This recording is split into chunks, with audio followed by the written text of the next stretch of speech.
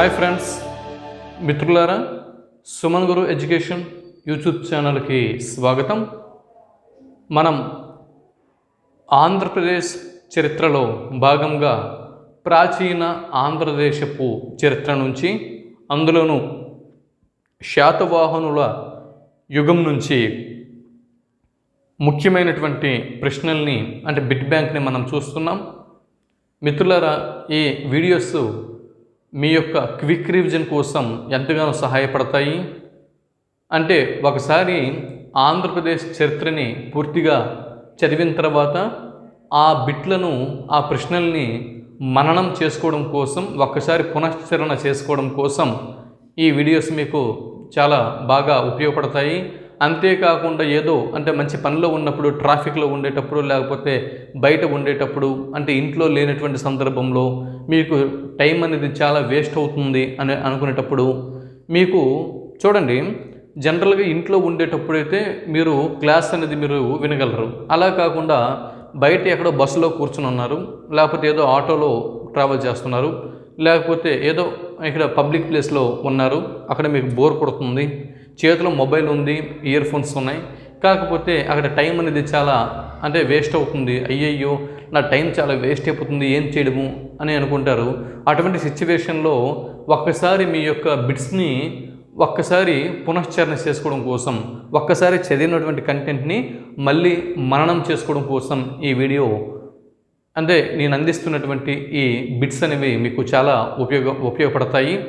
లేదు అంటే ఒక ఎగ్జామ్కి వెళ్తున్నప్పుడు, ఎగ్జామ్కి వెళ్ళే ముందు మీరు ఒకసారి స్పీడ్గా రివిజన్ చేయడం కోసం ఆ బిట్లన్నీ కూడా అంటే కంటెంట్ అంతా కూడా చదివేంత టైం లేనప్పుడు ఒక్కసారి బిట్స్ అన్నీ కూడా రీకాల్ చేసుకోవడం కోసం ఈ వీడియోలు మీకు ఎంతగానో సహాయపడతాయి. కాబట్టి మీ ఫ్రెండ్స్కి, మీ అంటే స్నేహితులకి కూడా ఈ కంటెంట్ గురించి తెలియజేసి ఇక్కడ ఒక మంచి కంటెంట్ అనేది మనకి లభిస్తుంది అని మీ ఫ్రెండ్స్కి తెలియజేయండి. సబ్స్క్రైబర్స్ని పెంచండి. మీరిచ్చే ప్రోత్సాహంతో మరిన్ని మంచి వీడియోస్ని చేస్తాను, మంచి కంటెంట్తో మీ ముందుకు నేను వస్తూ ఉంటాను. సరే, ఇంకా ఆలస్యం చేయకుండా మనం కంటెంట్లోకి వెళ్ళిపోదాం. గత 2 వీడియోల్లో మనం 200 బిట్లను పూర్తి చేసుకున్నాం. అంటే గత 2 వీడియోల్లో మనం 200 బిట్లని పూర్తి చేసుకున్నాం. ఈ వీడియోలో మనం 201 నుండి 300 వరకు అంటే మరో 100 బిట్లను ఈ వీడియోలో మనం పూర్తి చేసుకోబోతున్నాం. ఇంకా ఆలస్యం చేయకుండా కంటెంట్లోకి వెళ్ళిపోదాం. 201 ఈ వీడియోలో ఫస్ట్ బిట్. టోటల్గా ఓవరాల్గా 201వ బిట్టు, కానీ ఈ వీడియోకి మొదటి బిట్టు ఇప్పుడు మనం చూద్దాం. భాగవత మతం ఎవరి కాలంలో ఆంధ్రదేశాన ఆవిర్భవించింది? ప్రశ్న మరోసారి. భాగవత మతం ఏ శాతవాహన రాజు కాలంలో ఆంధ్రదేశాన ఆవిర్భవించింది? జవాబు పుష్యమిత్ర శుంగుడి కాలంలో.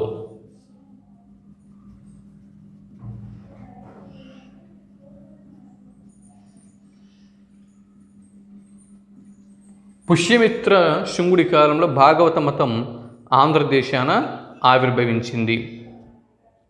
తర్వాత బిట్ నంబర్ 2, రెండవ బిట్టు.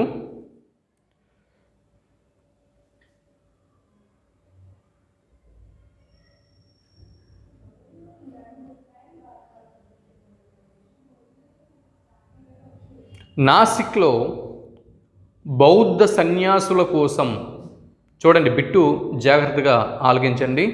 నాసిక్లో బౌద్ధ సన్యాసుల సంక్షేమం కొరకు ధర్మ మహామాత్య అనే అధికారులను నియమించడం జరిగింది. చూసారా, శాతవాహనుల కాలంలో ధర్మ మహామాత్యులు అంటే ఎవరు అని ఒకవేళ బిట్టు వచ్చిందనుకోండి, నాసిక్లో బౌద్ధ సన్యాసుల సంక్షేమంని చూసేటటువంటి అధికారులని ధర్మ మహామాత్యులు అని అనేవారు అని మనం గుర్తించాల్సి ఉంటుంది. ఇక్కడ మనం దేని గురించి మాట్లాడుతున్నాం? ధర్మ మహామాత్యుల గురించి. ధర్మ మహామాత్యులు.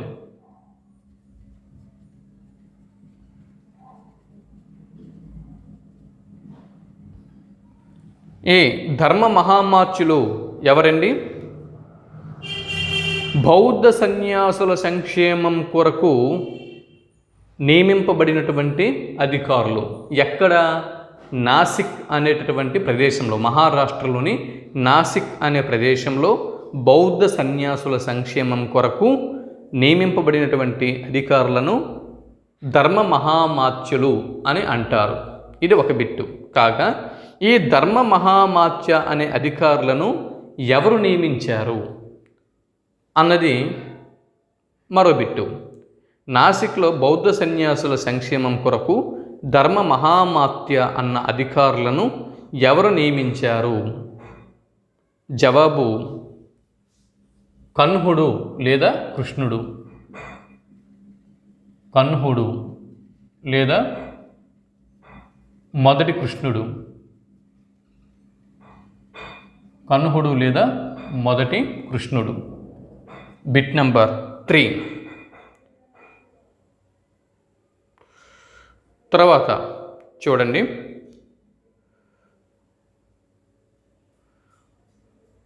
బిట్ నంబర్ 3 ఓవరాల్గా 203వ బిట్టు చూడండి. మౌర్యులకు సామంతులుగా ఉన్న శాతవాహనులు ఎవరి కాలం నుండి తమకు తాము స్వతంత్రులుగా ప్రకటించుకున్నారు? అయితే మనం గత వీడియోలోనే ఒక బిట్ అనేది చెప్పుకున్నాం. ఏంటి? కన్హుడు లేదా మొదటి కృష్ణుడు తర్వాత శాతవాహన సామ్రాజ్యాన్ని అధిష్ఠించిన పాలకుడు ఎవరు అని ప్రశ్న. అది జవాబు మొదటి శాతకర్ణి 1. సరే, ఇప్పుడు చూడండి, ఇక్కడ 3వ బిట్టు చూడండి.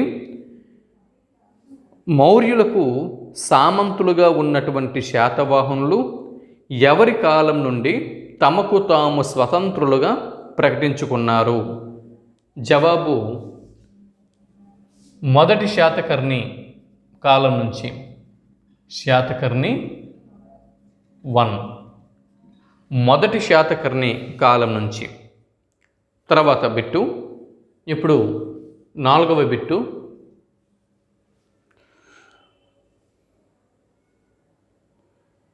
తమ తమ పేర్లకు, తర్వాత బిట్టు చూడండి, తమ తమ పేర్లకు శాతవాహన అనే వంశం పేరును జోడించే సంప్రదాయంను మొదట ప్రారంభించిన వారు ఎవరు?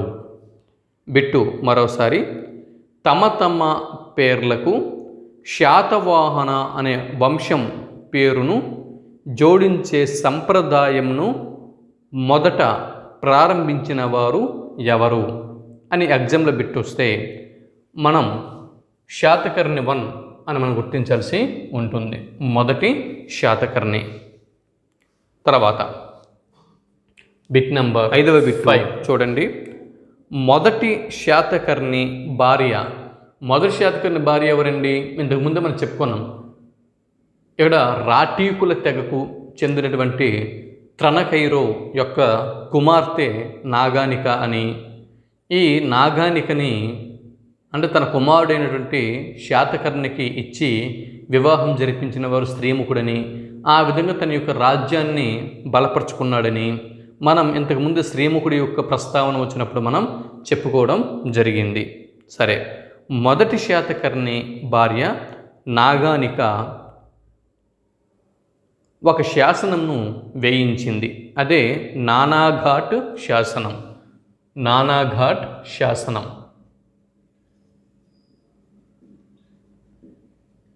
నానాఘాట్ శాసనంని ఎవరు వేయించారు? మొదటి శాతకర్ణి యొక్క భార్య నాగానిక. అయితే ఈ నానాఘాట్ శాసనంను నాగానిక ఏ భాషలో వేయించింది? ఏ భాషలో వేయించింది? సింపుల్ అండి. శాతవాహనుల యొక్క రాజ్య భాష ఏది? శాతవాహనుల యొక్క అధికార భాష ప్రాకృతం. కాబట్టి నానాఘాట్ శాసనం ప్రాకృత భాషలో వేయించింది. ప్రాకృత భాషలో వేయించింది. తర్వాత బిట్ నంబర్ 6.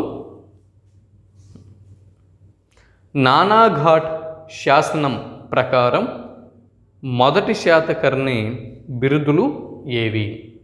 అయితే ఈ నానాగఢ్ శాసనం ఉంది కదా, ఈ నానాగఢ్ శాసనం మొదటి శాతకర్ణికి కొన్ని బిరుదులు ఉన్న విషయాన్ని తెలుపుతుంది. కాబట్టి మొదటి శాతకర్ణికి ఉన్నటువంటి బిరుదుల గురించి తెలుపుతున్న శాసనం నానాగఢ్ శాసనం. అయితే నానాగఢ్ శాసనం ప్రకారం మొదటి శాతకర్ణి యొక్క బిరుదులు ఏవి? ప్రధానంగా 5 బిరుదులు ఉన్నాయి. అవి 1 అప్రతిహత చక్ర, అప్రతిహత చక్ర. 2వది యాకవీర, ఏకవీర. 3వది శూర, శూర. 4వ బిరుదు దక్షిణ పదపతి, దక్షిణ పదపతి, దక్షిణ పదపతి. అస్మకాదిశ, అస్మకాదీశ, అస్మకాదీశ. చూసారా? అప్రతిహత చక్ర, ఏకవీర, శూర, దక్షిణ పదపతి, అస్మకాదీశ అన్నవి ఈయన యొక్క బిరుదులు. తర్వాత బిట్ నంబర్ 7, 7వ బిట్ని చూస్తున్నాం. పురాణాలు మొదటి శాతకర్ణిని ఏమని పేర్కొన్నాయి? పురాణాలు మొదటి శాతకర్ణిని ఏమని పేర్కొన్నాయి? జవాబు మహాన్ అని పేర్కొన్నాయి, మహాన్ అని పేర్కొన్నాయి. అలాగే మల్లకర్ణ అని పేర్కొన్నాయి, మల్లకర్ణ. మహాన్ మరియు మల్లకర్ణ అని పేర్కొన్నాయి. నెక్స్ట్ బిట్ నంబర్ 8, 8వ బిట్టు ఇప్పుడు చూస్తున్నాం. ఏనుగు గుర్తుగల నాణెములను ముద్రించిన శాతవాహన పాలకుడు ఎవరు? ప్రశ్న మరోసారి. ఏనుగు గుర్తుగల నాణెములను ముద్రించిన శాతవాహన పాలకుడు ఎవరు? జవాబు మొదటి శాతకర్ణి, శాతకర్ణి 1, మొదటి శాతకర్ణి. తర్వాత బిట్ నెంబర్ 9, 9వ బిట్టు. మొదటి శాతకర్ణికి సమకాలీన ఇతర పాలకులు ఎవరు? మొదటి శాతకర్ణి ఆంధ్రదేశాన్ని అంటే శాతవాహన సామ్రాజ్యాన్ని పాలిస్తున్నప్పుడు ఈ కాలంలో మరి ఇరువైపులా చుట్టుపక్కల ఆయనకు సమానంగా పరిపాలిస్తున్న ఇతర రాజులు ఎవరు? ఆయన కాలానికి చెందినవారు ఎవరు? 1 మగధ రాజు, మగధను పాలిస్తున్నవారు మగధను పుష్యమిత్ర శుంగుడు పరిపాలిస్తున్నాడు. పుష్యమిత్ర శుంగుడు, పుష్యమిత్ర శుంగుడు. అలాగే కళింగరాజు, కళింగ ప్రాంతంని ఖారవేలుడు, ఖారవేలుడు. అలాగే ఇండో గ్రీకు ప్రాంతంని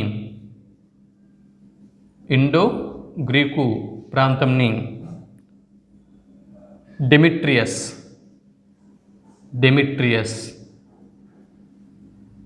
వీరు పరిపాలన కొనసాగిస్తున్నారు. ఇది మొదటి శాతకర్ణి శాతవాహన సామ్రాజ్యాన్ని పరిపాలన చేస్తున్నప్పుడు మగధను పుష్యమిత్ర శుంగుడు పరిపాలిస్తూ ఉన్నాడు. అలాగే కళింగ ప్రాంతంని ఖారవేలుడు, ఇండో గ్రీకు ప్రాంతంని డెమిట్రియస్ పరిపాలన చేస్తున్నాడు. అయితే ఇక్కడ ఈ బిట్ కూడా చూడండి. ఇండో గ్రీకు రాజైన డెమిట్రియస్ను యుద్ధంలో ఓడించిన ప్రముఖ శాతవాహన పాలకుడు ఎవరు అని బిట్టు అడిగితే శాతకర్ణి 1 అని మనం గుర్తించాల్సి ఉంటుంది. ఇండో గ్రీకు చక్రవర్తి డెమిట్రియస్ను యుద్ధంలో ఓడించిన ప్రముఖ శాతవాహన చక్రవర్తి పాలకుడు ఎవరు అంటే శాతకర్ణి 1. లేదా ఇలా కూడా బిట్ అడగచ్చు. మొదటి శాతకర్ణి ఏ అంటే ఒక ఇండో గ్రీకు పాలకుడిని ఓడించాడు. ఆ ఇండో గ్రీకు అంటే మొదటి శాతకర్ణి చేతిలో యుద్ధంలో ఓడిపోయిన ఇండో గ్రీకు పాలకుడు ఎవరు అని బిట్టు వస్తే డెమిట్రియస్ అని మనం గుర్తించాల్సి ఉంటుంది. దాని తర్వాత డెమిట్రియస్ను ఓడించిన శాతవాహన రాజు ఎవరు? అదే బిట్ నెంబర్ 10. ఇండో గ్రీకు పాలకుడైనటువంటి డెమిట్రియస్ను ఓడించినటువంటి శాతవాహన పాలకుడు ఎవరు అంటే శాతకర్ణి 1 అని ఇక్కడ మనం రాయాల్సి ఉంటుంది. 10 బిట్లు పూర్తయినాయి. Bit number 11. బిట్ నంబర్ 11 అంటే 211వ బిట్ని ఇప్పుడు మనం చూస్తున్నాం.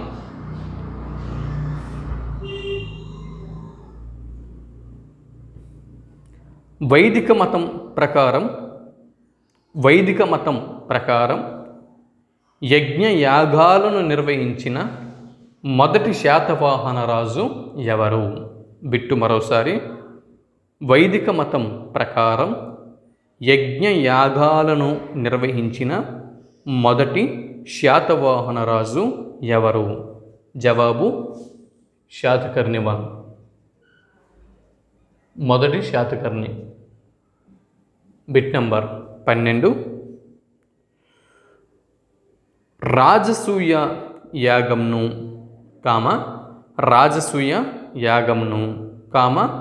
అశ్వమేధ యాగంను నిర్వహించిన మొదటి శాతవాహన రాజు ఎవరు?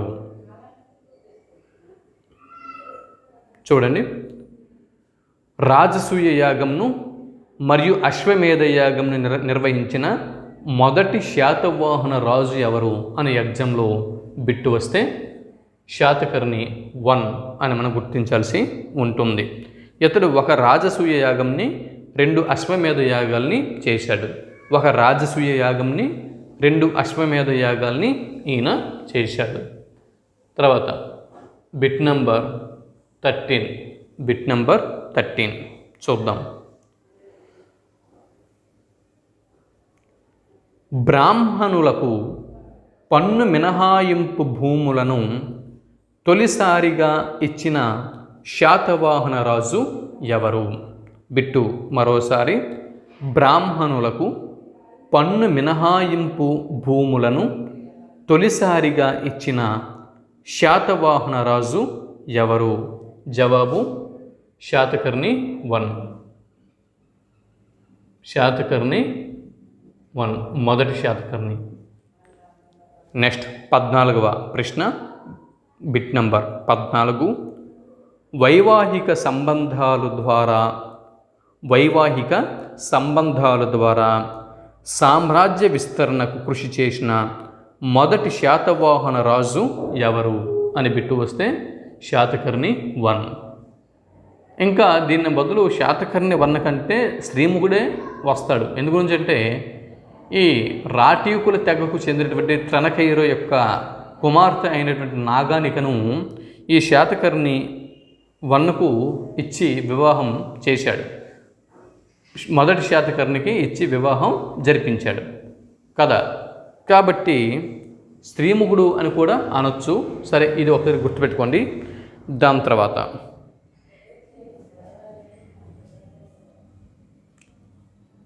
Bit number 15. Bit number 15.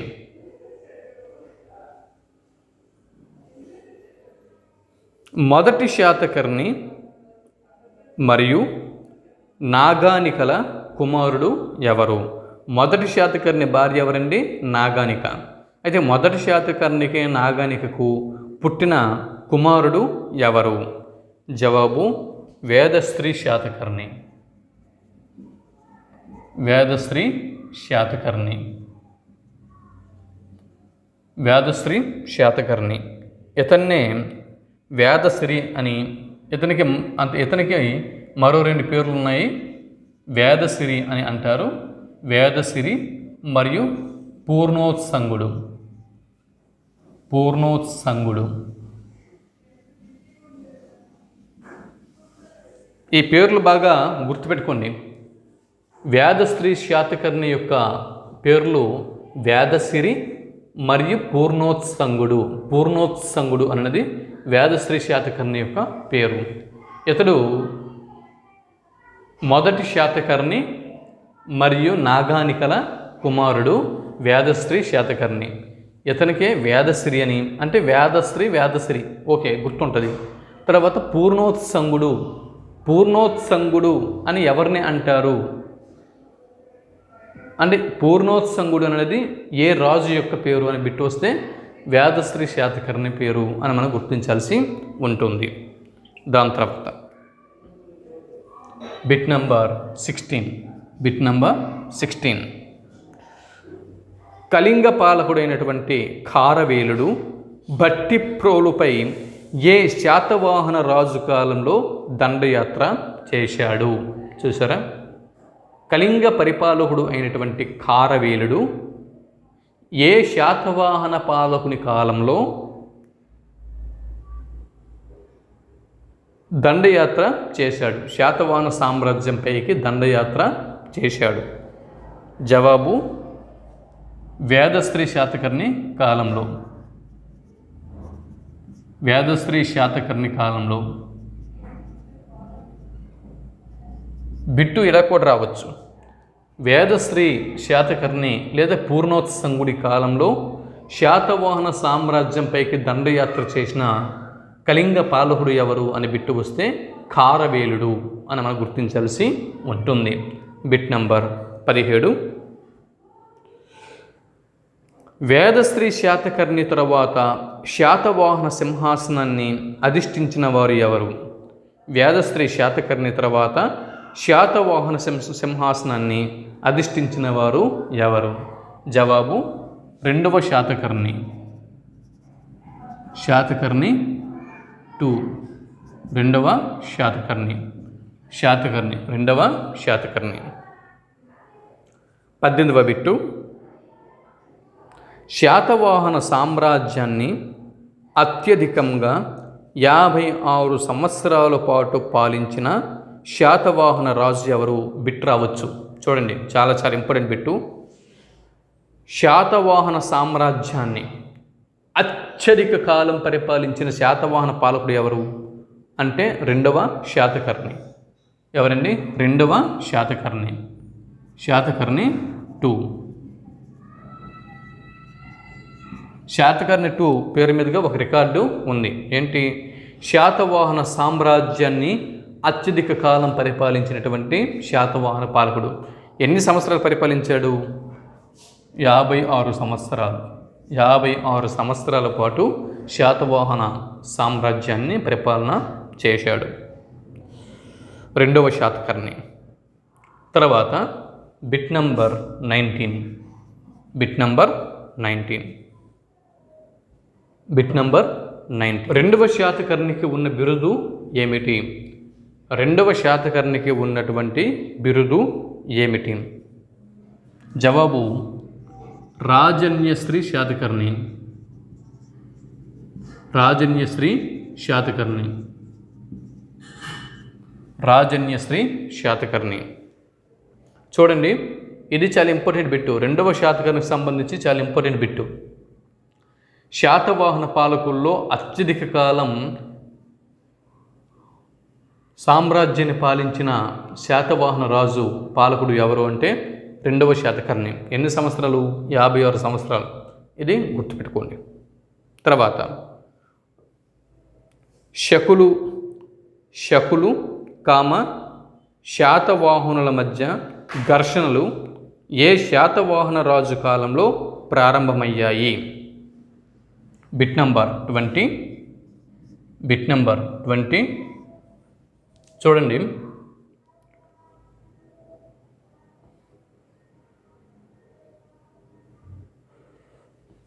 ఇక్కడ రౌండప్ చేస్తున్నవన్నీ చాలా ఇంపార్టెంట్ అని గుర్తుపెట్టుకోండి.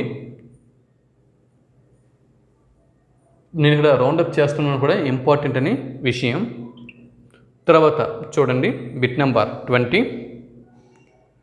శకులు శాతవాహనుల మధ్య ఘర్షణలు ఏ శాతవాహన రాజు కాలంలో ప్రారంభం అయ్యాయి? జవాబు రెండవ శాతకర్ణి కాలం నుంచి. రెండవ శాతకర్ణి కాలం నుంచి.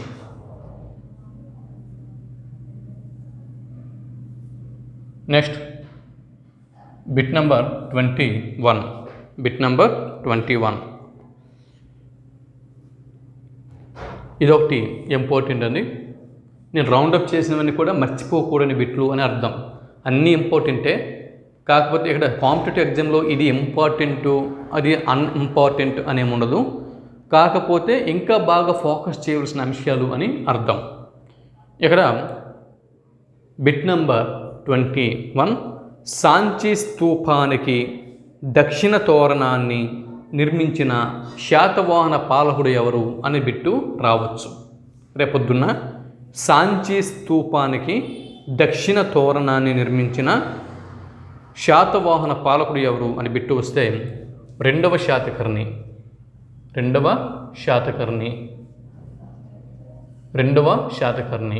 అని మనం గుర్తించాల్సి ఉంటుంది. తర్వాత బిట్టు రెండవ శాతకర్ణి నాణెములు ఏ ప్రాంతాల్లో లభించినవి? 22వ బిట్టు రెండవ శాతకర్ణి నాణెములు ఏ ప్రాంతాల్లో లభించినవి? జవాబు తెలంగాణ, మహారాష్ట్ర, మాల్వా ప్రాంతంలో. లేదా బిట్టు ఇలా కూడా రావచ్చు, తెలంగాణ, మహారాష్ట్ర, మాల్వా ప్రాంతంలో లభించిన నాణెములు ఏ శాతవాహన పాలకుడివి అని బిట్టు వస్తే రెండవ శాతకర్ణి అని మనం గుర్తించాల్సి ఉంటుంది. నెక్స్ట్ బిట్ నంబర్ 23 23వ బిట్టు పుష్యమిత్ర శుంగుని మరణం అనంతరం విదిశను ఆక్రమించిన శాతవాహన రాజు ఎవరు? ప్రశ్న మరోసారి, పుష్యమిత్ర శుంగుని మరణం అనంతరం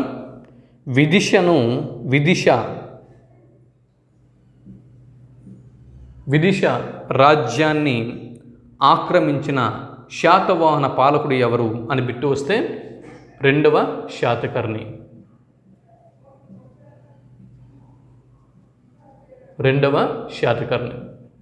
బిట్ నంబర్ 24 24వ బిట్ని మనం చూస్తున్నాం. ఉత్తర భారతదేశంలో రాజ్య విస్తరణ చేసిన మొట్టమొదటి దక్షిణ భారతదేశపు రాజు ఎవరు?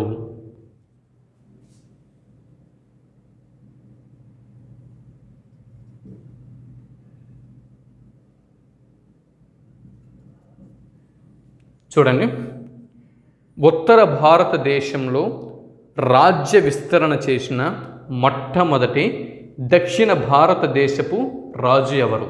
ప్రశ్న మరోసారి, ఉత్తర భారతదేశంలో రాజ్య విస్తరణ చేసిన మొట్టమొదటి దక్షిణ భారతదేశపు రాజు ఎవరు? జవాబు రెండవ శాతకర్ణి. బిట్ నంబర్ 25 25వ బిట్ని ఇప్పుడు మనం చూస్తున్నాం. 25వ బిట్టు రెండవ శాతకర్ణి తర్వాత శాతవాహన సామ్రాజ్యాన్ని అధిష్ఠించిన శాతవాహన రాజు ఎవరు? చూసారా, రెండవ శాతకర్ణి తర్వాత శాతవాహన సామ్రాజ్యాన్ని అధిష్ఠించిన శాతవాహన పాలకుడు ఎవరు? జవాబు కుంతల శాతకర్ణి.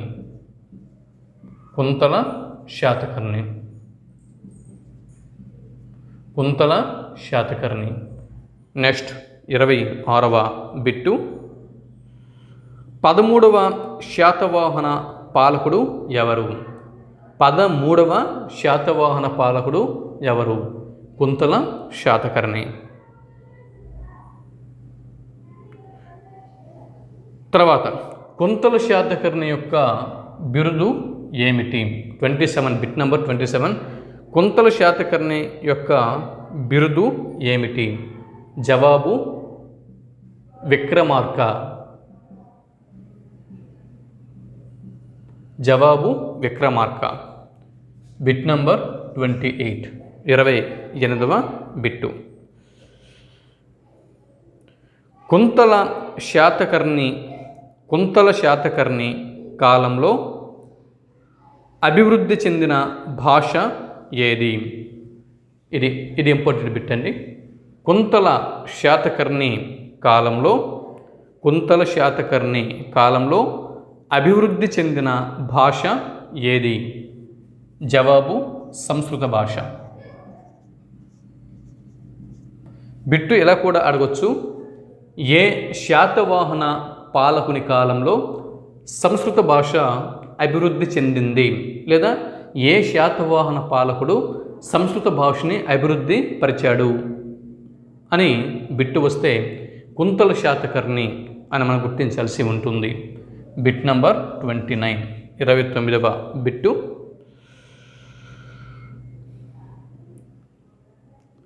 కాతంత్ర వ్యాకరణం గ్రంథకర్త ఎవరు?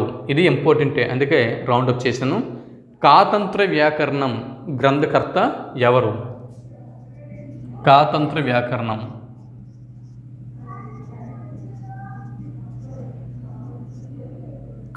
వ్యాకరణం గ్రంథకర్త శర్వవర్మ. ఎవరండి? శర్వవర్మ. కాతంత్ర వ్యాకరణం గ్రంథకర్త శర్వవర్మ. Bit number 30. శర్వవర్మ ఎవరి ఆస్థాన కవి? జవాబు కుంతల శాతకర్ణి ఆస్థాన కవి. కుంతల శాతకర్ణి. శర్వవర్మ ఎవరి ఆస్థాన కవి అంటే కుంతల శాతకర్ణి ఆస్థాన కవి. Bit number 31.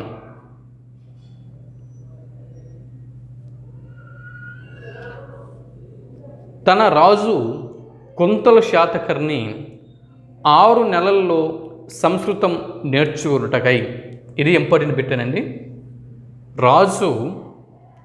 తన రాజు కుంతల శాతకర్ణి 6 నెలల్లో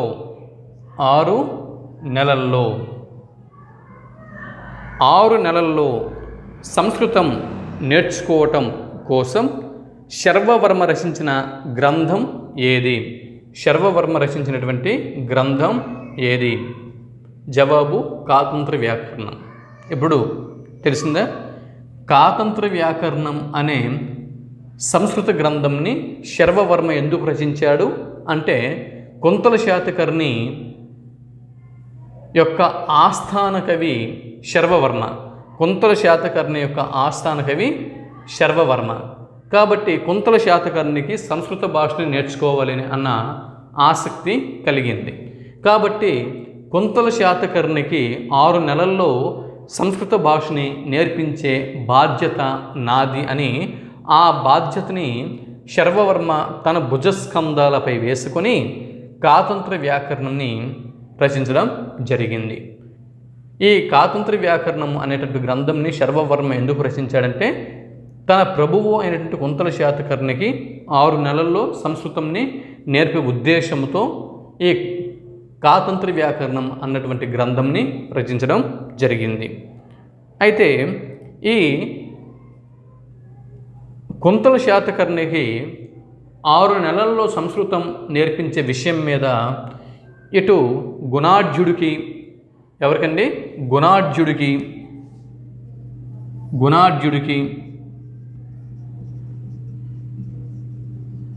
ఇటు గుణాఢ్యుడికి మరియు ఇటు శర్వవర్మకి మధ్య ఒక తీవ్రమైనటువంటి పోటీ జరిగింది. ఈ పోటీలో శర్వవర్మ నెగ్గినందువల్ల గుణాఢ్యుడు రాజ్యాన్ని విడిచిపెట్టి వెళ్ళిపోవడం కూడా జరిగింది. అది చూసారా? సంస్కృత భాష ఎవరి కాలంలో అభివృద్ధి చెందింది? కుంతల శాతకర్ణి కాలంలో. ఈ సంస్కృతంని నేర్చుకోవాలి అన్న తపన ఎవరు కలిగింది? కుంతల శాతకర్ణికి. అయితే కుంతల శాతకర్ణి ఆస్థాన కవి ఎవరు? శర్వవర్మ. శర్వవర్మతో పాటు గుణార్జుడు కూడా కుంతల శాతకర్ణి ఆస్థానంలో ఉండేవాడు. అయితే శర్వవర్మ కుంతల శాతకర్ణికి 6 నెలల్లో సంస్కృతం నేర్పించాలి అనే పట్టుదలతో రచించినట్టు గ్రంథం ఏది? కాతంత్ర వ్యాకరణం. అయితే ఈ కుంతల శాతకర్ణికి 6 నెలల్లో సంస్కృతంని నేర్పించే విషయం మీద ఇటు గుణార్జుడికి మరియు శర్వవర్మకి మధ్య ఒక పెద్ద పోటీ జరిగింది. ఈ పోటీలో శర్వవర్మ నెగ్గాడు. 6 నెలల్లో సంస్కృతంని కుంతల శాతకర్ణికి నేర్పించాడు. పోటీ ప్రకారం గుణార్జుడు ఆస్థానాన్ని వదిలి వెళ్ళిపోవలసి వచ్చింది. అయితే కుంతల శాతకర్ణికి ఈ సంస్కృతంని నేర్పించే విషయం మీద కుంతల శాతకర్ణికి ఈ సంస్కృతాన్ని నేర్పించేటటువంటి విషయం మీద ఇటు గుణార్జుడికి మరియు అటు శర్వవర్మకి మధ్య పోటీ జరిగినటువంటి విషయాన్ని తెలుపుతున్న గ్రంథం ఏది? ప్రశ్న మరొకసారి. ఇవన్నీ ఇంపార్టెంట్ బిట్లే, అందుకోసమే రౌండప్ చేస్తున్నాను. కుంతల శాతకర్ణికి సంస్కృతాన్ని నేర్పించే విషయం మీద ఇటు శర్వవర్మకి అటు గుణార్జుడికి మధ్య పోటీ జరిగింది అన్న విషయాన్ని మనకి తెలుపుతున్న గ్రంథం ఏది? జవాబు సోమదేవుడు రచించినటువంటి Kathasaritsagaram. సోమదేవుని Kathasaritsagaram.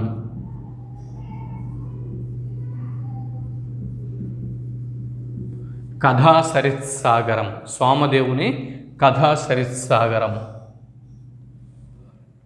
Next bit number 33, 33వ బిట్ని ఇప్పుడు మనం చూద్దాం. 33వ బిట్ని ఇప్పుడు మనం చూద్దాం.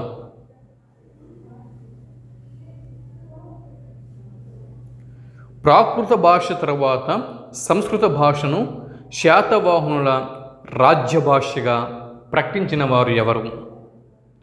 శాతవాహనుల యొక్క మొదటి రాజ్యభాష ఏది? వారి అధికార భాష ఏది? ప్రాకృతం కదా.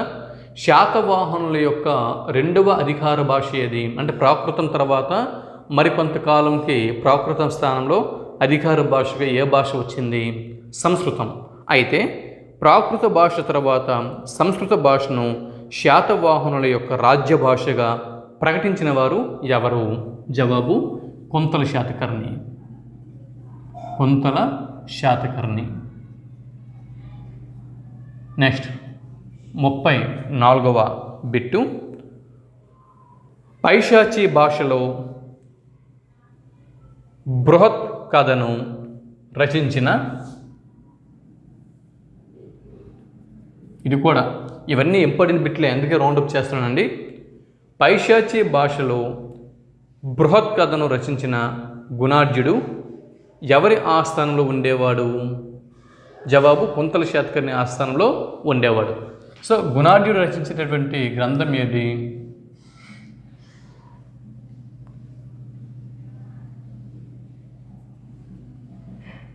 గుణార్జుడు రచించినటువంటి గ్రంథము బృహత్ కథ.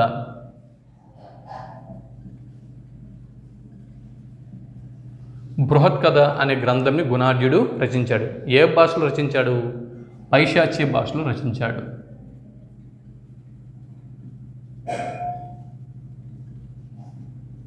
పైశాచీ భాషలో రచించాడు. ఇవన్నీ గుర్తుపెట్టుకోండి. నెక్స్ట్ 35వ బిట్టు.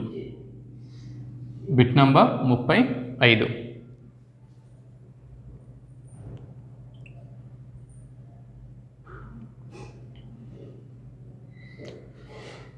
విష్ణు శర్మ పంచతంత్ర గ్రంథమును రచించుటకు ఆధారమైనటువంటి గ్రంథం ఏది? విష్ణు శర్మ పంచతంత్రను రచించాడు. అయితే అందుకు ఆధారమైనటువంటి గ్రంథం ఏది? ఇది కూడా ఇంపార్టెంటే. జవాబు గుణార్జుడి యొక్క బృహత్ కథ. 36వ బిట్టు.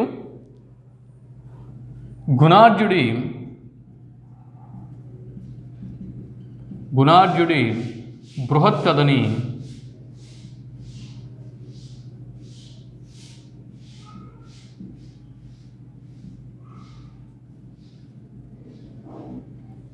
గుణాఢ్యుడి యొక్క బృహత్ కథని ఆధారంగా చేసుకుని కొంతమంది కవులు కొన్ని గ్రంథాలని రచించారు. వాటి యొక్క జాబితాని ఇక్కడ మనం ఒకసారి చూద్దాం. గుణాఢ్యుడి యొక్క బృహత్ కథ ఆధారంగా రచించిన గ్రంథం ఏది? క్షేమేంద్రుడు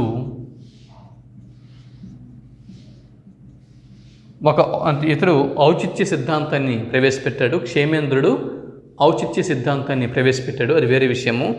అయితే ఈ క్షేమేంద్రుడు రచించినటువంటి గ్రంథము బృహత్ కథామంజరి.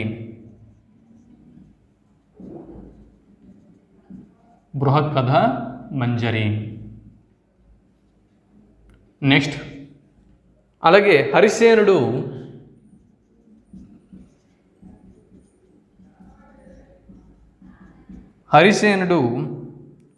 బృహత్ కోశను రచించాడు.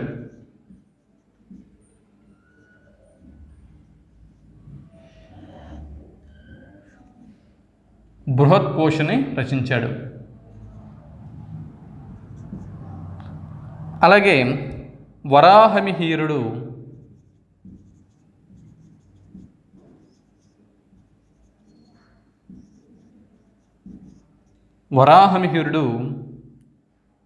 బృహత్ సంహితని రచించాడు.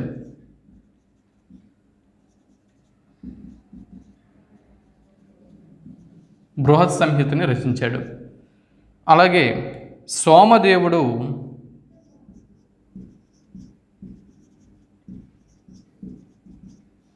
కథాసరిత్సాగరంని రచించాడు.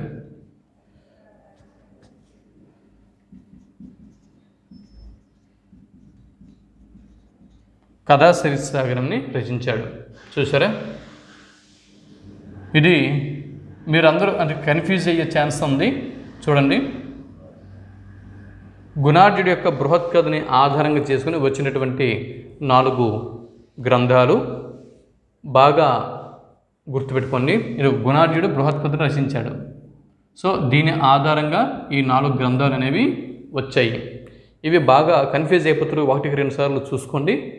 అంటే ఒకదాని బదులు ఒకటి రాసి బిట్టు తప్పు పెట్టి బయటకు వచ్చే ఛాన్స్ ఉంది. మళ్ళీ ఇది చూసుకోవాల్సి ఉంటుంది. ఎక్కడి నుంచి బిట్స్ కూడా వస్తాయి, కన్ఫ్యూజ్ కూడా అవుతారు. చాలామంది అభ్యర్థులు ఇక్కడ తప్పు పెట్టి బయటకు వస్తారు ఇది మంచిగా చూసుకోకపోతే. 1కి 2 సార్లు చెక్ చేసుకోండి. 37వ బిట్ నంబర్ 37. కుంతల శాతకర్ణి భార్య పేరు ఏమిటి? కుంతల శాతకర్ణి భార్య మలయావతి.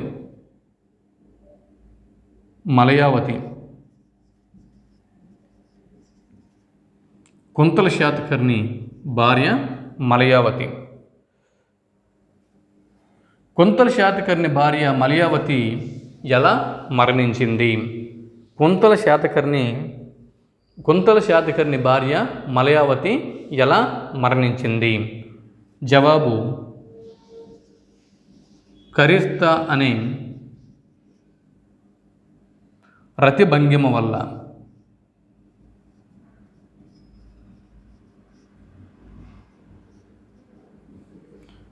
కుంతల శాతకర్ణి భార్య మలయావతి కరిర్త అనే రతిభంగిమ వల్ల మరణించింది. Bit number 39. కుంతల శాతకర్ణిని గురించి ప్రస్తావించబడిన గ్రంథాలేవి? అంటే కుంతల శాతకర్ణిని ప్రస్తావిస్తున్నటువంటి గ్రంథాలు వాటి వాత్సాయనుని కామసూత్ర, వాత్సాయన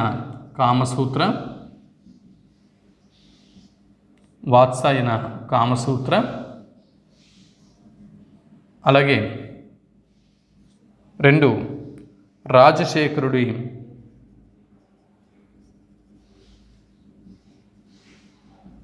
కావ్యమీమాంస,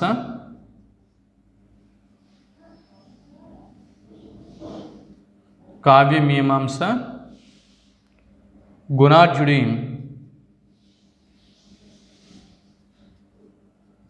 బృహత్ కథ. గుణాఢ్యుడి బృహత్ కథ. తర్వాత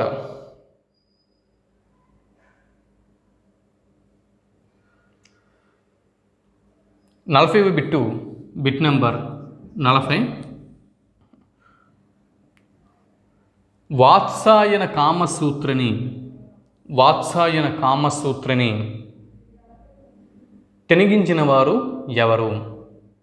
వాత్సాయనుడి కామసూత్ర గ్రంథాన్ని తెనిగించిన వారు ఎవరు? వాత్సాయన కామసూత్ర గ్రంథాన్ని తెనిగించిన వారు ఎవరు? పంచాగ్నుల ఆదినారాయణ శాస్త్రి,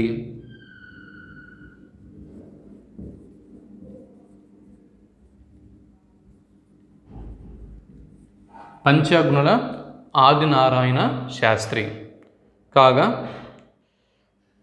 నెక్స్ట్ శాతవాహనుల కాలం నాటి సాంఘిక జీవన విధానం గురించి తెలుపుతున్న గ్రంథం ఏది అని బిట్ రావచ్చు. శాతవాహనుల కాలం నాటి సాంఘిక జీవన విధానం గురించి తెలుపుతున్న గ్రంథం ఏది? జవాబు కామసూత్ర. జవాబు కామసూత్ర. 42వ బిట్టుని మనం చూస్తున్నాం. కుంతల శాతకర్ణి తర్వాత శాతవాహన సింహాసనాన్ని అధిష్ఠించిన వారు ఎవరు? బిట్టు మరోసారి. కుంతల శాతకర్ణి తర్వాత శాతవాహన సింహాసనాన్ని అధిష్ఠించిన వారు ఎవరు? జవాబు స్వాతికర్ణి. స్వాతికర్ణి. 43వ బిట్టు. స్వాతికర్ణి అనంతరం శాతవాహన సింహాసనాన్ని అధిష్ఠించిన వారు ఎవరు? స్వాతికర్ణి అనంతరం శాతవాహన సింహాసనాన్ని అధిష్ఠించిన వారు ఎవరు? జవాబు 1వ పులోమావి. 1వ పులోమావి. తర్వాత ఈయన శాతవాహనుల్లో 15వ రాజు 1వ పులోమావి. 1వ పులోమావి అన్నతడు శాతవాహనుల్లో 15వ పాలకుడు. తర్వాత 44వ ప్రశ్న. కన్వ వంశానికి చెందిన సుశర్మను, సుశర్మ ఏ వంశం చెందినవాడండి? కన్వ. కన్వ వంశం చెందినటువంటి సుశర్మ. కన్వ వంశానికి చెందినటువంటి సుశర్మను ఓడించి మగధను 10 సంవత్సరాల పాటు పాలించిన శాతవాహన పాలకుడు ఎవరు? ఇంపార్టెంట్. కన్వ వంశానికి చెందినటువంటి సుశర్మను ఓడించి మగధను 10 సంవత్సరాల పాటు పాలించిన శాతవాహన పాలకుడు ఎవరు? జవాబు 1వ పులోమావి. మొదటి పులోమావి. చూడండి ఇక్కడ ఎన్ని బిట్లు ఉన్నాయి? సుశర్మ ఏ వంశానికి చెందినవాడు? 1 బిట్టు. కన్వ వంశం. ఆ సుశర్మను ఓడించినటువంటి శాతవాహన పాలకుడు ఎవరు? బిట్ రావచ్చు. జవాబు మొదటి పులోమావి. సుశర్మను ఓడించి మగధను పాలించినటువంటి శాతవాహన రాజు ఎవరు? మొదటి పులోమావి.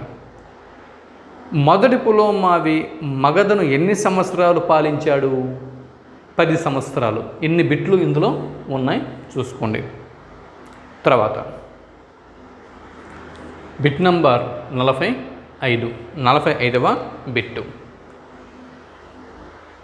1వ పులోమావి మగధను పాలించినట్లు తెలుపుతున్న పురాణం ఏది? జవాబు వాయుపురాణం.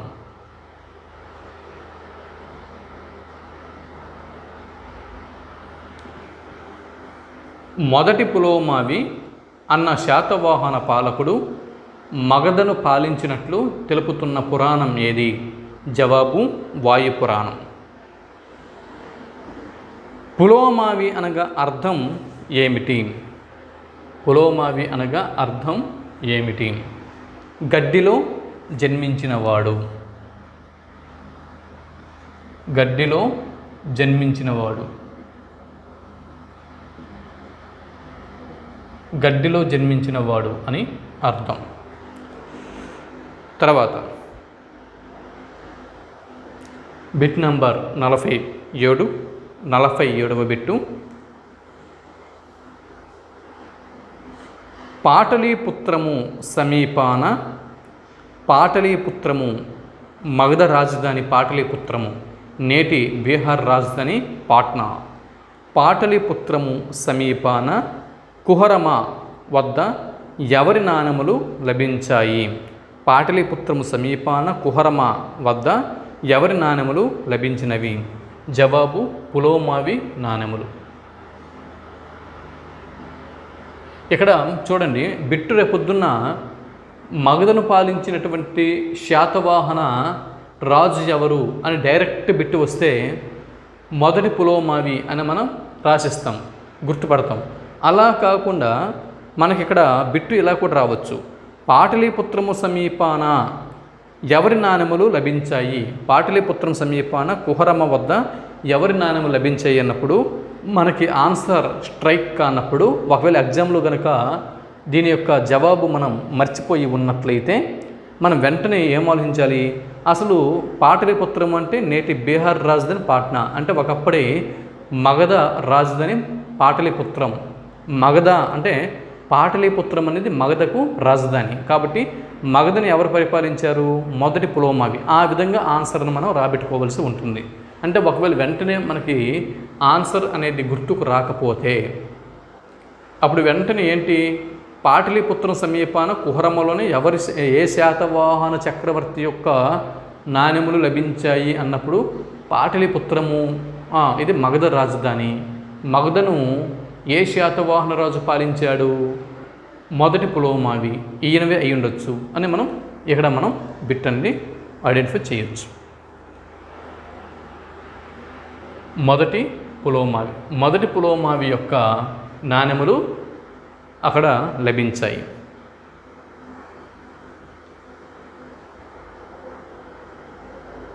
తర్వాత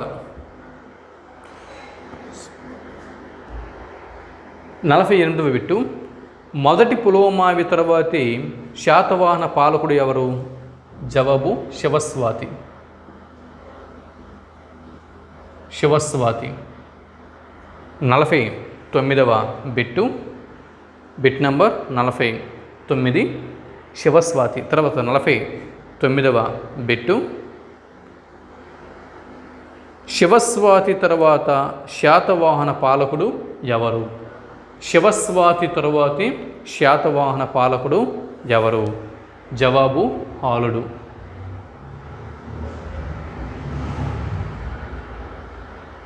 హల చక్రవర్తి. తర్వాత bit number 50 50వ bit. Kaviraju, కవివత్సలుడు, Kaviraju, కవివత్సలుడు.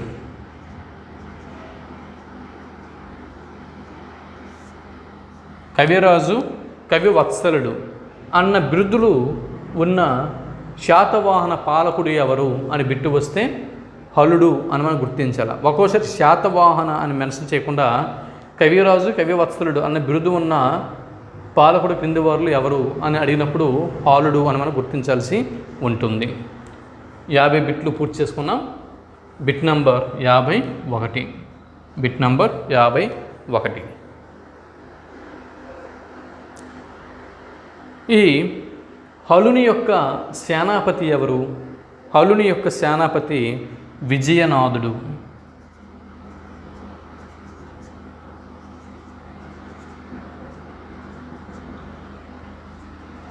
విజయనాథుడు. విజయనాథుడు. 52వ bit. 700 పద్యాలున్న హాలుని యొక్క గ్రంథమేది? 700 శృంగార పద్యాలు, 700 శృంగార పద్యాలు ఉన్నటువంటి హలుని యొక్క గ్రంథము గాథా సప్తశతి.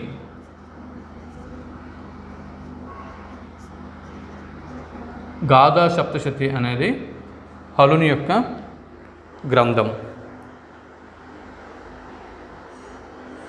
ఎవరి కాలాన్ని ప్రాకృత భాషకు స్వర్ణయుగంగా పేర్కొంటారు? ప్రాకృత భాషకు స్వర్ణయుగం.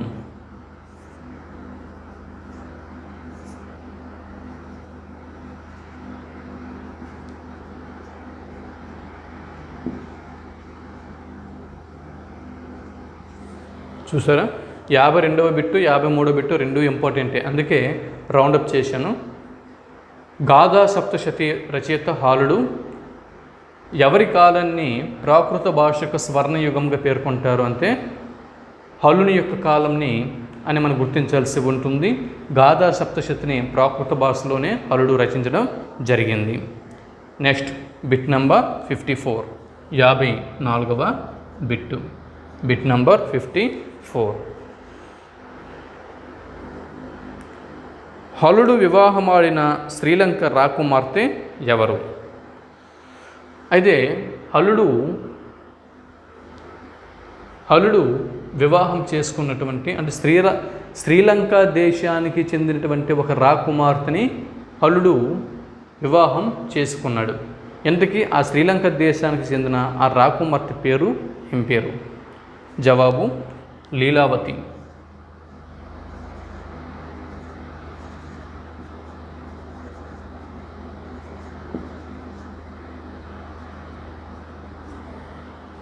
లీలావతి.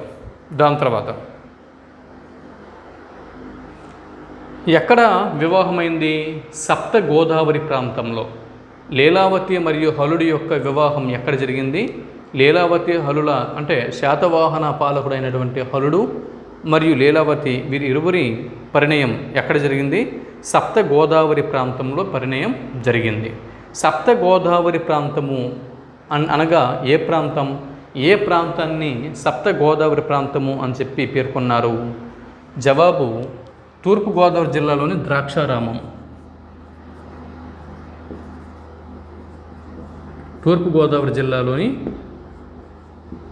ద్రాక్షారామం. తూర్పుగోదావరి జిల్లాలోని ద్రాక్షారామం. ఈ ద్రాక్షారామం గురించే వివరిస్తున్నటువంటి శ్రీనాథుని యొక్క రచన భీమేశ్వర పురాణము లేదా భీమఖండము. అందులో సప్త గోదావరి ప్రాంతం అయినటువంటి ద్రాక్షారామంలోని భీమేశ్వర స్వామి యొక్క లీలల్ని భీమఖండం నందు శ్రీనాథుడు వర్ణిస్తాడు. సరే, ఈ ద్రాక్షారామము అనబడే తూర్పుగోదావరి ప్రాంతంలోని ద్రాక్షారామం అనబడే సప్త గోదావరి ప్రాంతమునందు లీలావతి, శ్రీలంక రాకుమార్తె అయినటువంటి లీలావతి మరియు హలుడి యొక్క వివాహం అనేది, పరిణయం అనేది ఈ ప్రాంతంలో జరిగింది.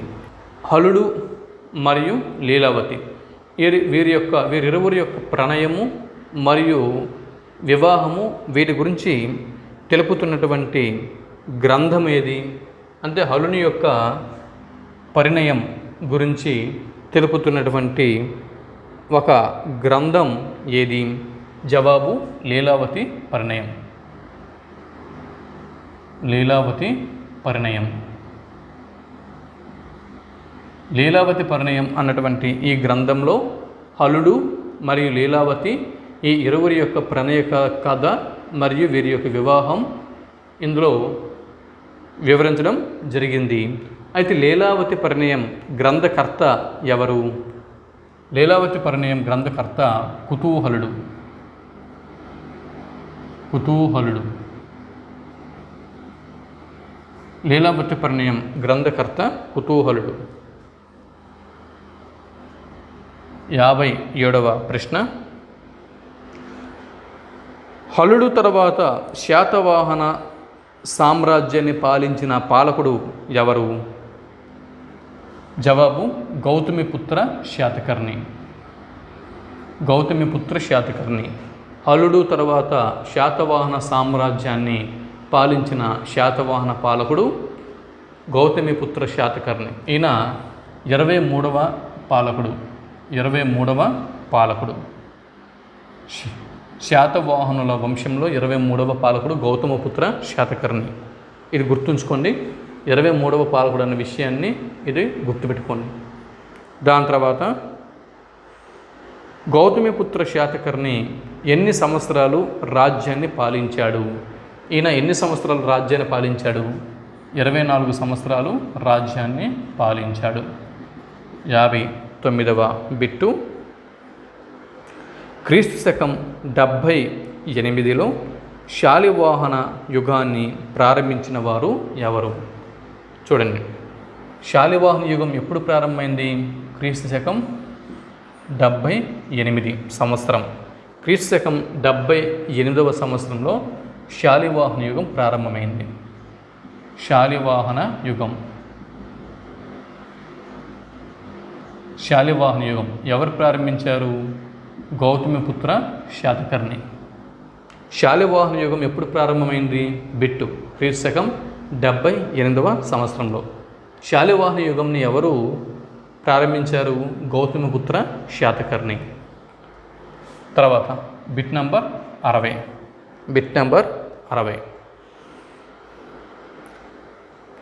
గౌతమిపుత్ర శాతకర్ణి యొక్క తల్లిదండ్రులు ఎవరు?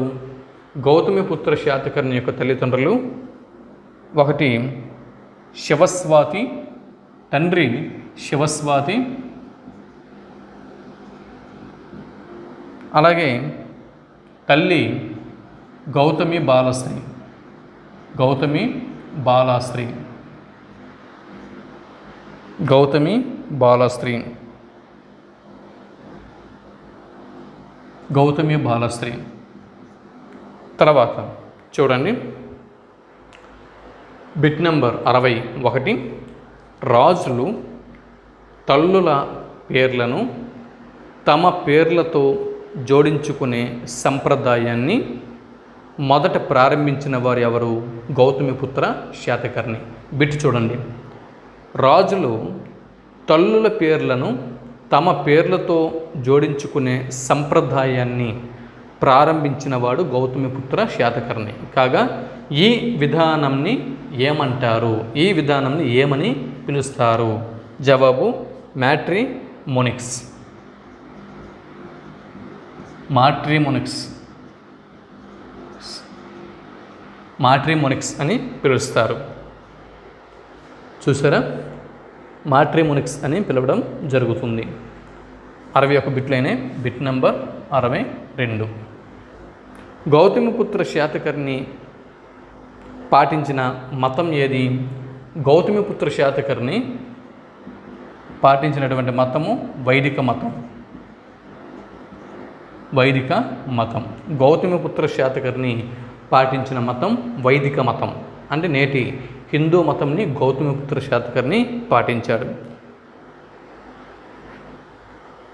అయితే గౌతమిపుత్ర శాతకర్ణి ఆదరించిన ఇతర మతం ఏది? ఈయన వైదిక మతస్థుడు అయినప్పటికీ ఈయన ఒక మతాన్ని ఆదరించాడు. ఆయన ఆదరించిన మతము బౌద్ధ మతం. బౌద్ధ మతం. 64వ బిట్టు. Bit number 64. బౌద్ధ సన్యాసులకు 100 నివర్తనల భూమిని దానంగా ఇచ్చిన వారు ఎవరు? 100 నివర్తనల భూమి.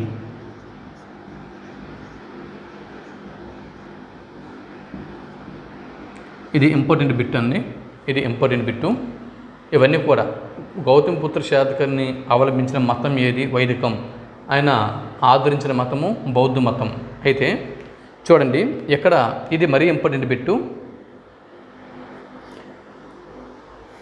ఇక్కడ బౌద్ధ సన్యాసులకు ఎవరి కోసం? బౌద్ధ సన్యాసుల కోసం. ఎవరి కోసం? బౌద్ధ సన్యాసుల కోసం 100 నివర్తనల భూమిని దానంగా ఇచ్చిన వారు ఎవరు? జవాబు గౌతమిపుత్ర శాతకర్ణి. గౌతమిపుత్ర శాతకర్ణి. ఒక నివర్తనము అంటే ఎన్ని ఎకరాలు? అంటే ఒక నివర్తనము ఈక్వల్స్ టు, ఒక నివర్తనము అంటే, ఒక నివర్తనము అనగా 1.5 ఎకరాలు. 1.5 ఎకరాల భూమిని, 1.5 ఎకరం భూమిని ఒక నివర్తనము అని అంటారు. అలాంటిది 100 నివర్తనాల భూమిని గౌతమిపుత్ర శాతకర్ణి బౌద్ధమత సన్యాసుల కోసము దానంగా ఇవ్వటం జరిగింది. నెక్స్ట్ 65వ బిట్, బిట్ నంబర్ 65. శకరాజు సహపానుడిని ఓడించిన శాతవాహన పాలకుడు ఎవరు? ప్రశ్న మరోసారి. 65వ బిట్టు. శకరాజు సహపానుడిని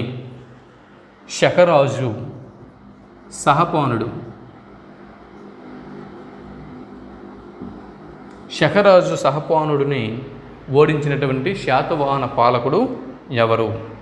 జవాబు గౌతమిపుత్ర శాతకర్ణి.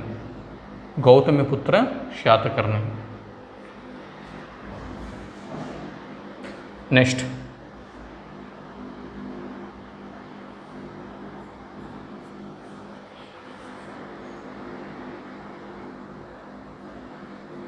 Bit number 67. గౌతమిపుత్ర శాతకర్ణి సహపానుడిని ఏ యుద్ధంలో ఓడించాడు? చూసారా? ప్రశ్న మరోసారి. గౌతమిపుత్ర శాతకర్ణి సహపానుడిని ఏ యుద్ధంలో ఓడించాడు? నాసిక్ దగ్గర నాసిక్ సమీపంలో జోగల్ తంబి యుద్ధంలో. అయితే ఇక్కడ బిట్టు ఇలా కూడా రావచ్చు. జోగల్ తంబి యుద్ధం ఎవరెవరి మధ్య జరిగింది అని బిట్టు రావచ్చు. జోగల్ తంబి యుద్ధం ఇది ఎవరెవరి మధ్య జరిగింది? మహారాష్ట్రలోని నాసిక్ సమీపంలో ఉన్నటువంటి జోగల్ తంబి అనే ప్రదేశంలో యుద్ధం ఎవరెవరి మధ్య జరిగింది?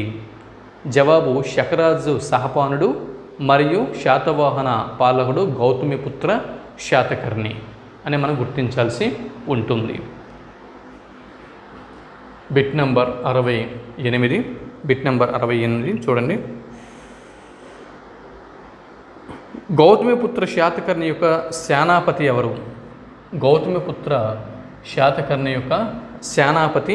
ఎవరు?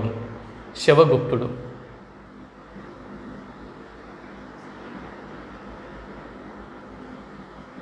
69వ bit, bit number 69. Gautamiputra Satakarni బిరుదులు ఏవి? గౌతమిపుత్ర శాతకర్ణి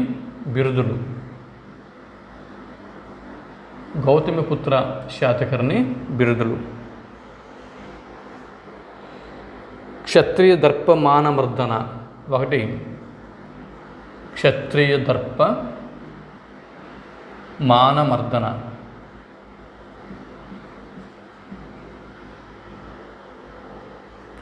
నెక్స్ట్ ఏకబ్రాహ్మణ.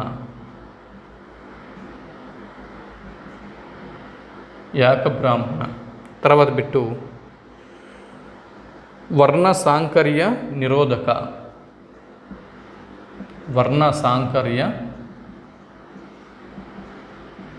నిరోధక. తర్వాత ఆగమ నిలయ. నెక్స్ట్ బెనాటక స్వామి.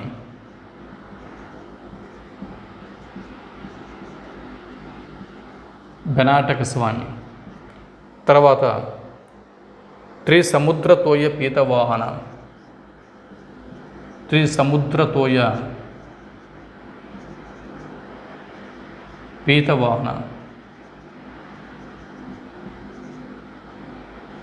నెక్స్ట్ షహరాట వంశ నిరవరశేష.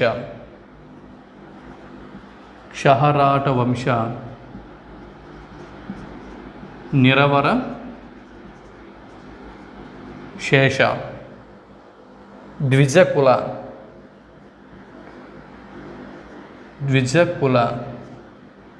నెక్స్ట్ ఏకశూర. తర్వాత రాజోరన్. రాజోరన్. ఈ 10 బిరుదులు గౌతమిపుత్ర శాతకర్ణికి ఉన్నాయి. క్షత్రియ దర్ప మానమర్దన, అలాగే యాకబ్రాహ్మణ, వర్ణ సాంకర్య నిరోధక, ఆగమ నిలయ, బెనాటక స్వామి, త్రిసముద్రతోయ పీతవాహన, క్షహరాట వంశ నిరవర శేష, ద్విజకుల, యాకశూర, రాజోరన్ అన్నవి ఇక్కడ గౌతమిపుత్ర శాతకర్ణి యొక్క బిరుదులు. 69 బిట్లు అయినాయి. ఇప్పుడు బిట్ నెంబర్ 70.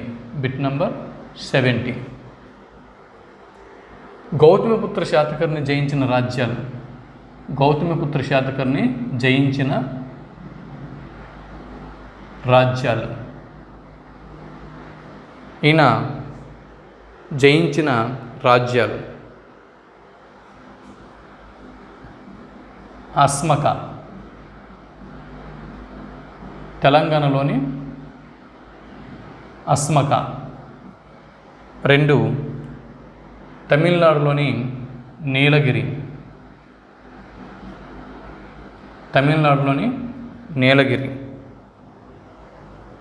అలాగే గుజరాత్లోని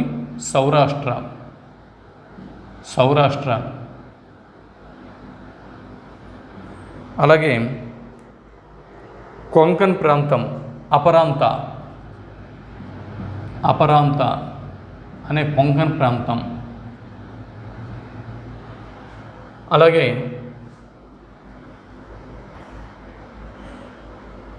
ములక,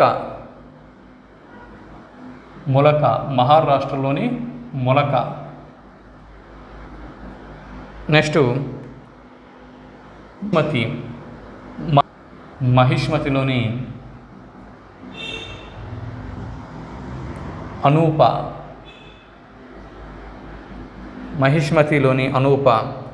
అలాగే విదర్భ,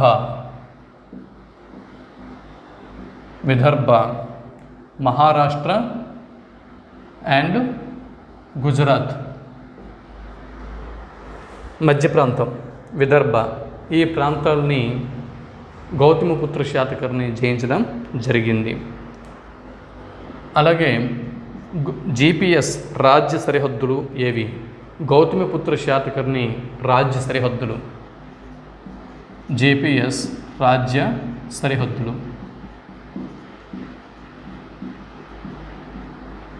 గౌతమిపుత్ర శాతకర్ణి యొక్క రాజ్యానికి సరిహద్దులు ఏవి?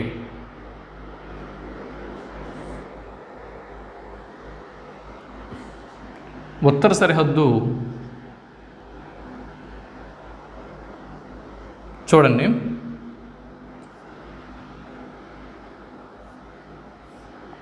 గౌతమిపుత్ర శాతకర్ణి రాజ్యానికి సరిహద్దులు.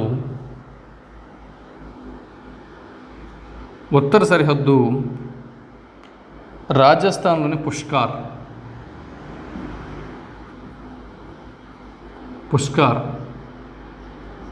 రాజస్థాన్లోని పుష్కర్. దక్షిణ సరిహద్దు బనవాపి, తమిళనాడులోని బనవాపి.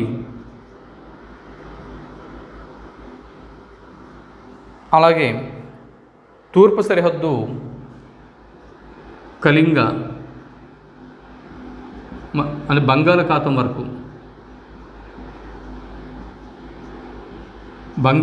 వరకు ఉన్నటువంటి కళింగ ప్రాంతం.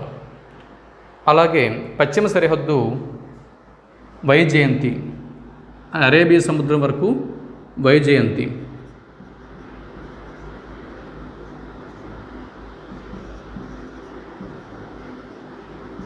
అరేబియా సముద్రం వరకు ఉన్నటువంటి వైజయంతి. ఇది గౌతమిపుత్ర శాతకర్ణి యొక్క రాజ్య సరిహద్దులు. ఉత్తర వైపున రాజస్థాన్లోని పుష్కర్, అలాగే దక్షిణ వైపున తమిళనాడులోని బనవాపి, అలాగే తూర్పు వైపున కళింగ ప్రాంతంలోని, అంటే బంగాళాఖాతం వరకు ఉన్నటువంటి కళింగ ప్రాంతం, అలాగే అరేబియా సముద్రం వరకు ఉన్నటువంటి వైజయంతి. అది అంటే ఈ విధంగా ఇటు హిందూ మహాసముద్రము, ఇటు అరేబియా సముద్రము, ఇటు బంగాళాఖాతము, ఈ 3 సరిహద్దులు, అంటే 3 సముద్రాల మధ్య ఉన్నటువంటి ప్రాంతంని ఈయన హస్తగతం చేసుకున్నాడు. కాబట్టి ఈయనకి త్రిసముద్రతోయ పీతవాహన అనే బిరుదు గౌతమిపుత్ర శాతకర్ణికి వచ్చింది. మరి గౌతమిపుత్ర శాతకర్ణి యొక్క కుమారుడు ఎవరు? Bit number 72. గౌతమిపుత్ర శాతకర్ణి యొక్క కుమారుడు ఎవరు? ఇతని యొక్క కుమారుడు గౌతమిపుత్ర శాతకర్ణి యొక్క కుమారుడు రెండవ పులోమావి లేదా వాసిష్ఠ పులోమావి.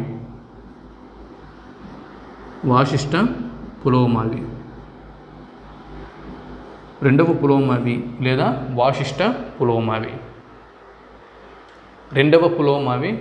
వాసిష్ఠ పులోమావి. గౌతమిపుత్ర శాతకర్ణి యొక్క కుమారుడు. తర్వాత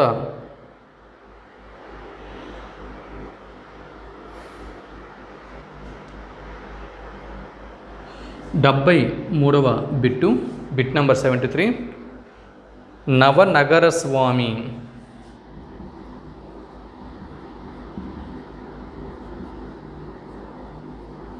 నవనగర స్వామి అనున్నది ఎవరి బిరుదు?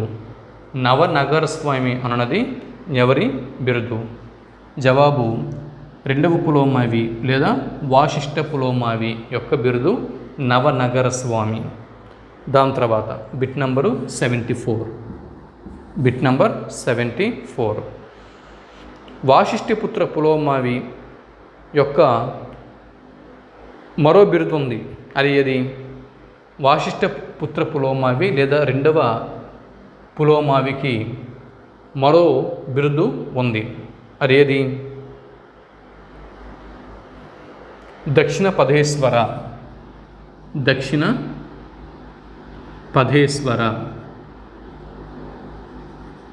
చూడండి, శాతవాహన రాజుల్లో పాలకుల్లో దక్షిణ పదేశ్వర అన్న బిరుదు ఎవరెవరికి వస్తుందో ఒకసారి ఐడెంటిఫై చేయండి. ఎందుకంటే బిట్టు ఇలా కూడా అడిగే అవకాశం ఉంది. దక్షిణ పదేశ్వర లేదా దక్షిణ పదపతి అన్న బిరుదులు ఉన్నటువంటి రాజులు, శాతవాహన పాలకులు క్రింది వారిలో ఎవరెవరికి ఆ బిరుదు ఉంది గుర్తించండి అని బిట్టు ఇవ్వచ్చు. దక్షిణ పదేశ్వర, దక్షిణ పదపతి ఈ బిరుదుల మధ్య వ్యత్యాసాన్ని కూడా గుర్తించండి. దక్షిణ పదేశ్వర అన్న బిరుదు ఎవరిది? దక్షిణ పదపతి అన్న బిరుదు ఎవరిది? వాటి మధ్య వ్యత్యాసాలు చివరికి ఒకసారి చూద్దాం. తర్వాత 75వ bit, bit number 75, bit number 75. Gautami Balashri ఎవరి కాలంలో ప్రాకృతంలో నాసిక్ శాసనమును వేయించింది? బిట్టు మరోసారి. గౌతమి బాలశ్రీ ఎవరి కాలంలో, అంటే గౌతమి బాలశ్రీ గౌతమిపుత్ర శాతకర్ణి యొక్క తల్లి కదా. ఇక్కడ గౌతమి బాలశ్రీ ఎవరి కాలంలో ప్రాకృతంలో నాసిక్ శాసనంను వేయించింది? వాసిష్ఠపుత్ర పులోమావి కాలంలో వేయించింది, ఈయన కాలంలో. నెక్స్ట్ 76వ బిట్టు, బిట్ నంబరు 76. 76వ బిట్టు,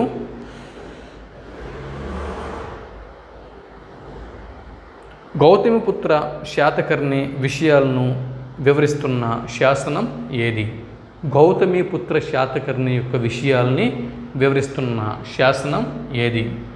నాసిక్ శాసనం.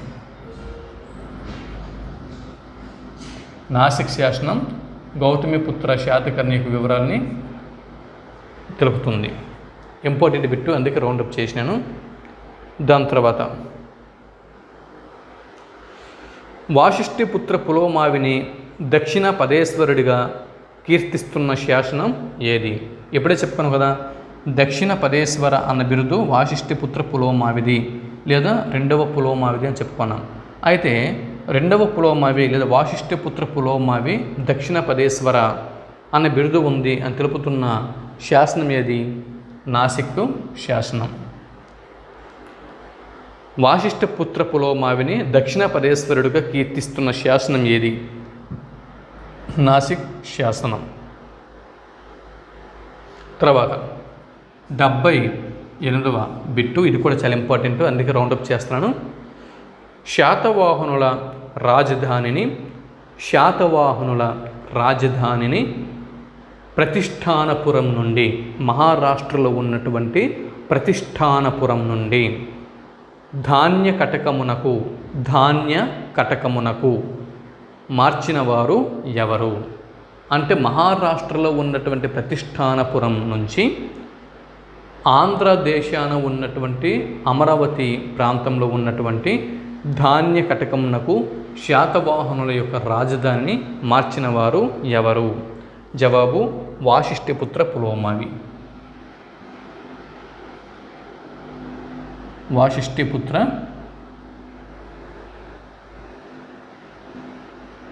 పులోమావి లేదా పులోమావి 2. వాశిష్ఠిపుత్ర పులోమావి లేదా రెండవ పులోమావి. ఇది చూడండి, ఆంధ్రప్రదేశ్ అభ్యర్థులు ఇది గుర్తుంచుకోండి. ముఖ్యంగా ఆంధ్రప్రదేశ్ రాష్ట్రానికి చెందినటువంటి వారు ఇది గుర్తుంచుకోండి.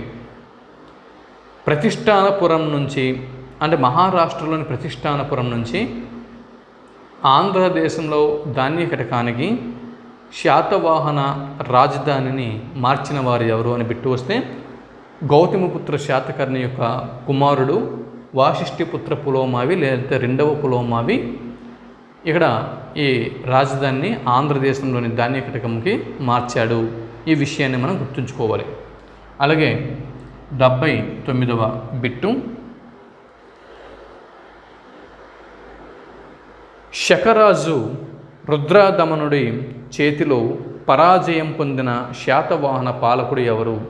శకరాజు అయినటువంటి రుద్రదమనుడి యొక్క చేతిలో, శకరాజు రుద్రదమనుడి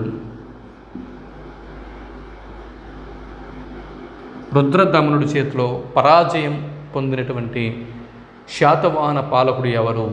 జవాబు రెండవ పులోమావి.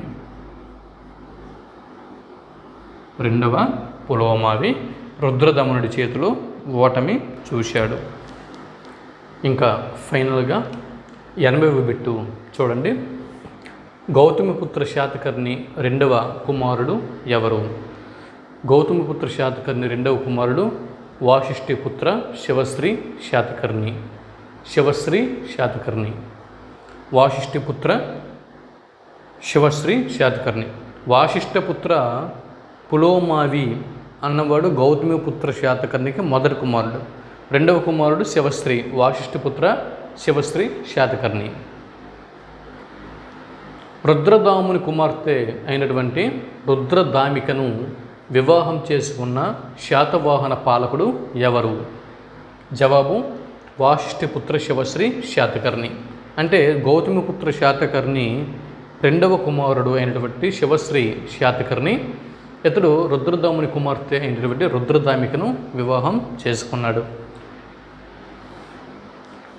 82వ బిట్టు, సంస్కృతంలో మొదటి శాసనం ఏది? మొట్టమొదటి సంస్కృత శాసనం ఏది? లేదా సంస్కృత భాషలో జారీ చేసిన మొట్టమొదటి శాసనం ఏది? రుద్రదమనుడి జునాగఢ్ శాసనం.